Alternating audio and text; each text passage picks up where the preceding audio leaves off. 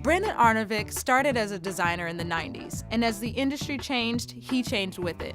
He found a way to incorporate his love of design, music, and also baking. Here's how he used confidence and hustle to get to where he is.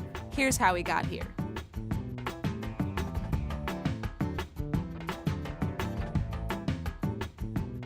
So I'm an experienced designer. I fell into that position as a natural transgression from being a graphic designer in like the 80s and 90s. It's a new, methodology of design, but it's just, we're curating the experience within the product versus just like making a logo or making a button.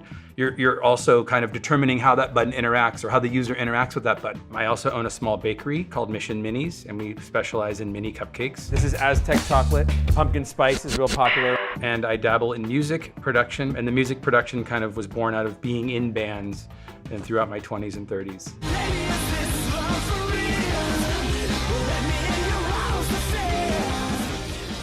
My family was they weren't hippie, but they were very like free-spirited. My mom did, desktop publishing. At the time, it was called typesetting. In high school, we all skateboarded and we had like skateboard parties. I'd use her little rig to make flyers. My major at Chico, where I went to college, was international relations with a concentration in Japanese and Asian studies. And I loved it. It was really fun. I liked learning, but the music thing was really fun, even funner than going to school. The band was called JoJo, by the way. As we started to have more and more success as a band, we packed up and moved to San Francisco.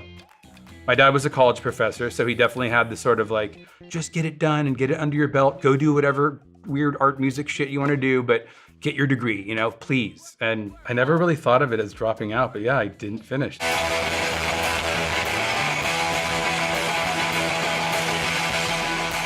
So throughout all the music stuff, through being in JoJo in San Francisco and going on these huge tours across the country, I still was doing graphics. I'd bring my computer, my laptop, and I'd send proofs over email, like, here's 3 versions of your logo, pick A, B, or C, dude, The music world, whether it was touring or producing bands, wasn't the healthiest lifestyle. Thanks a lot for JoJo. I always had an interest in the culinary arts. I started to get more serious about it in this summer of 2009, I guess. One day I was watching Paula Deen and she decided to make mini cupcakes. And before long I was like, all right, you found your thing, start selling them.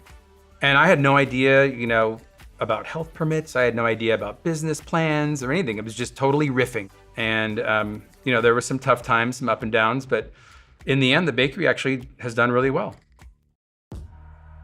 When I started working as a UX designer, I would find myself in meetings where I kept hearing a lot of acronyms like LOE or SOW or MVP.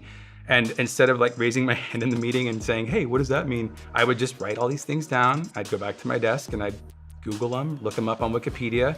I'd learn them, I'd understand what they meant, and I'd eventually start to weave them into my lexicon.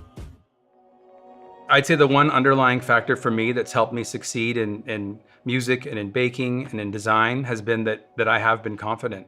When we did the cupcakes, I was like, they're really good. I think they're gonna be great. I didn't second guess it. And the same for music, you're writing some song in your basement and you're like, now I'm gonna go play it for a bunch of people. And again, it was really confidence that allowed us to go out on stage and play and rock it. And the same goes for design. If you're confident about the work you're doing and the direction you're taking a design, it really helps you to succeed and it really helps the work to be solid.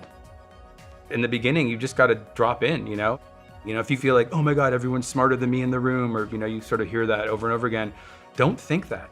Don't be afraid of that and don't feel like you're a loser or you're missing the boat.